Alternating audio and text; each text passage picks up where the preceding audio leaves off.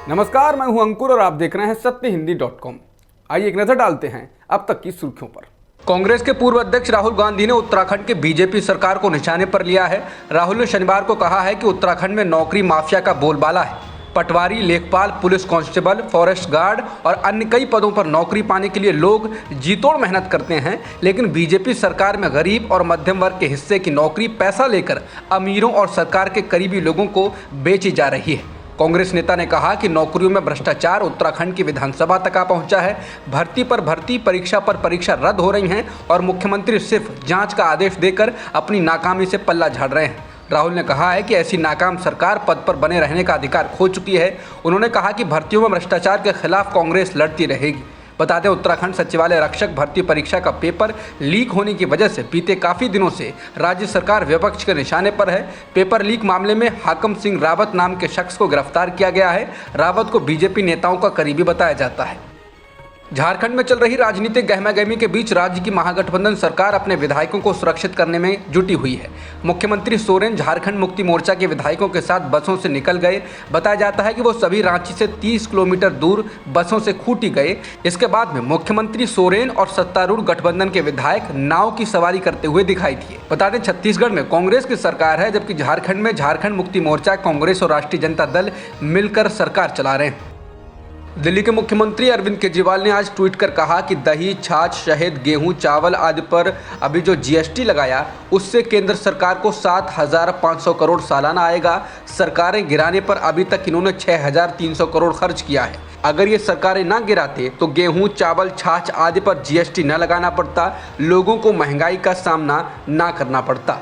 बता दें, इससे पहले केजरीवाल ने कल विधानसभा में कहा था ये सरकार महंगाई बढ़ाकर जीएसटी लगाकर जो पैसा कमाती है वो विधायकों को खरीदने में लगाती है और अरबपति दोस्तों के कर्ज माफ़ करती है। केजरीवाल ने कहा कि महाराष्ट्र में सरकार गिरानी थी तो इन्होंने दूध, दही, छाछ जैसी चीज़ों पर जीएसटी लगा दिया और अब झारखंड की सरकार गिराने की बात चल रही है। जल्द ही कोई चीज़ महंगी की जाएगी।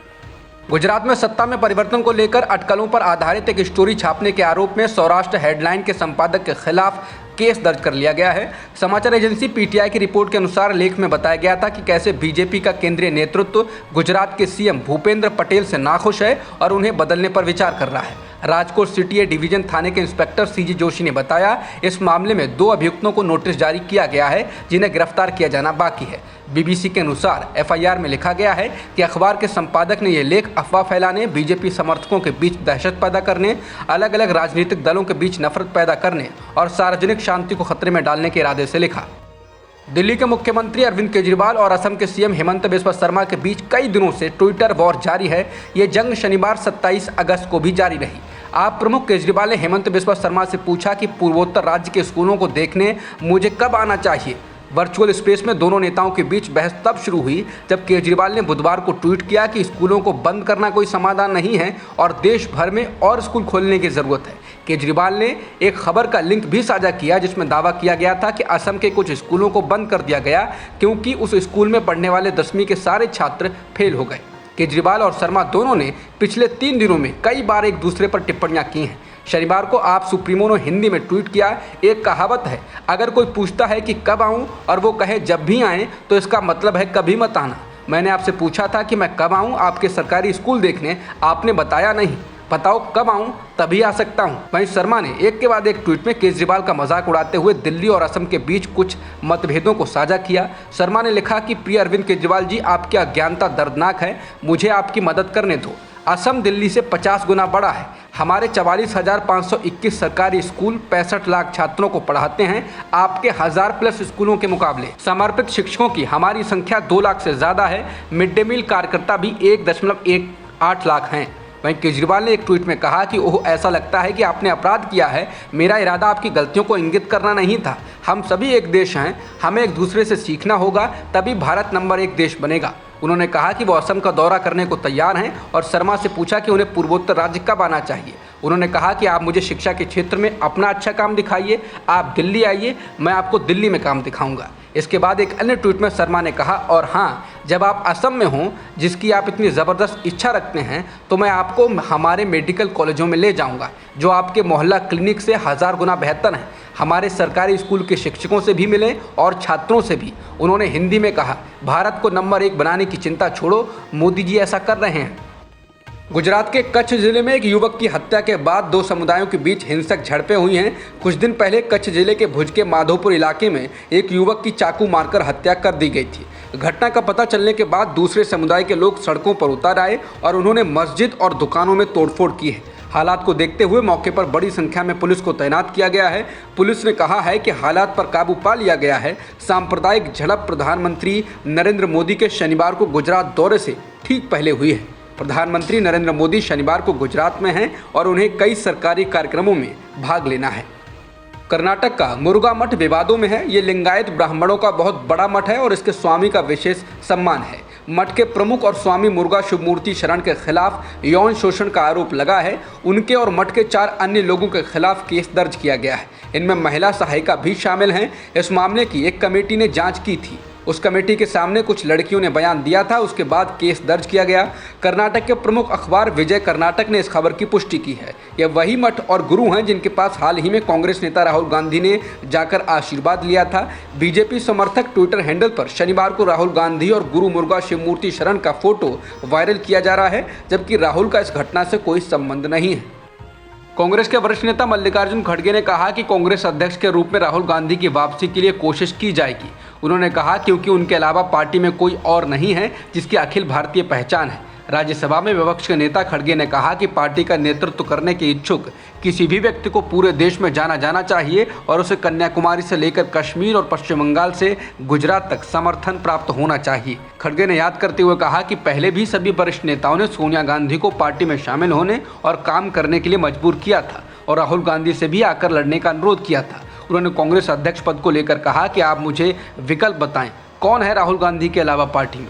खड़गे ने कहा कि हम उनसे पूछेंगे, हम उन पर दबाव डालेंगे और उनसे कांग्रेस अध्यक्ष के रूप में लौटने के लिए अनुरोध करेंगे। हम उनके पीछे खड़े हैं।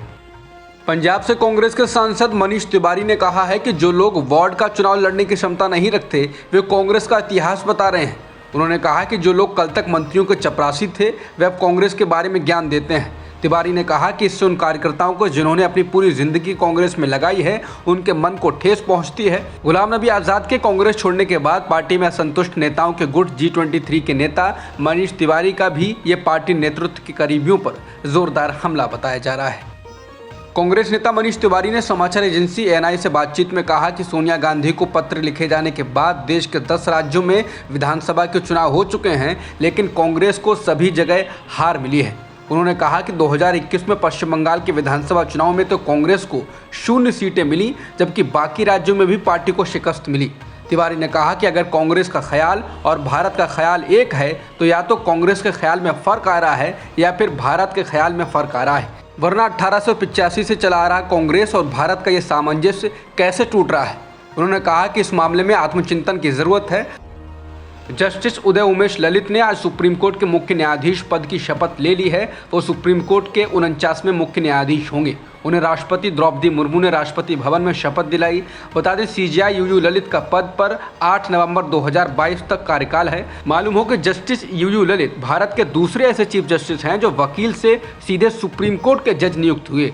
उनसे पहले जस्टिस SM सीकरी वकील से सुप्रीम कोर्ट के जज बने थे। जस्टिस सीकरी से पहले कोई वकील सीधे सुप्रीम कोर्ट का जज या फिर चीफ जस्टिस नहीं बनाया गया था। बता दें इससे पहले जज के रूप में जस्टिस UU ललित 3 तलाक जैसे मामले की बेंच में रहे हैं। इस बेंच ने कहा था ये प्रथा संविधान के अनुच्छेद 14 के तहत दिए गए मूल अधिकार का उल्लंघन है। इसके अलावा उन्होंने अनुसूचित जाति से जुड़े मामलों को लेकर भी कई फैसले दिए हैं, जैसे SC/ST एक्ट के तहत गिरफ्तारी से पहले जांच अधिकारी को मंजूरी लेने का आदेश है। इसके अलावा वो उस बेंच में भी शामिल थे जिसने कहा था कि किसी दूसरे राज्य से आने वाले प्रवासियों को नए राज्य में सिर्फ इसलिए SC नहीं माना जा सकता है कि पहले के राज्य में उनकी जाति को SC के रूप में मान्यता मिली हुई थी। बिहार के पटना और किशनगंज में एक इंजीनियर के यहाँ छापेमारी में बड़ी तादाद में रुपए बरामद हुए। बता दें आय से अधिक संपत्ति मामले में इंजीनियर संजय राय के कई ठिकानों पर विजिलेंस विभाग ने छापेमारी की। छापे के दौरान इंजीनियर के आवास से करीब 3 करोड़ रुपए की नकदी बरामद हुई है, जबकि छापा मारने वाली टीम अभी भी गिनती कर रही है। विश्व हिंदू परिषद के विरोध के बाद अब 28 अगस्त को दिल्ली में होने वाले कॉमेडियन मुनव्वर फारूकी के शो को दिल्ली पुलिस ने अनुमति देने से इनकार कर दिया है। दिल्ली पुलिस ने कहा है ये शो इलाके में सांप्रदायिक सद्भाव को प्रभावित करेगा। बता दें 23 अगस्त को शो को आयोजित करने की अनुमति दी गई थी। मालूम हो कि दिल्ली में शो के खिलाफ विश्व हिंदू परिषद ने दिल्ली पुलिस को शो रद्द करने के लिए पत्र लिखा था। साथ ही कहा था कि अगर ऐसा नहीं होता है तो विश्व हिंदू परिषद और बजरंग दल इसके खिलाफ विरोध प्रदर्शन करेंगे। विश्व हिंदू परिषद ने कॉमेडियन पर हिंदू देवी देवताओं का मजाक करने का आरोप लगाया। गोवा पुलिस ने शुक्रवार को हरियाणा भाजपा नेता सोनाली फोगाट की मौत के मामले में एक क्लब मालिक और एक ड्रग तस्कर सहित 2 और लोगों को गिरफ्तार किया है। पुलिस ने क्लब के वॉशरूम से ड्रग्स भी बरामद किए हैं। इससे पहले शुक्रवार को गोवा पुलिस ने कहा था कि सोनाली फोगाट को ड्रग दिया गया था। इस मामले में सोनाली फोगाट के 2 सहयोगी सुधीर सांगवान और सुखविंदर वासी को पहले हत्या के मामले में गिरफ्तार किया जा चुका है। पाकिस्तान में बाढ़ से बुरा हाल हो गया है। बाढ़ के हालात ऐसे हैं कि सरकार ने राष्ट्रीय आपातकाल की घोषणा कर दी है। बता दें बाढ़ के कारण जून से अब तक 900 से अधिक लोग मारे गए हैं।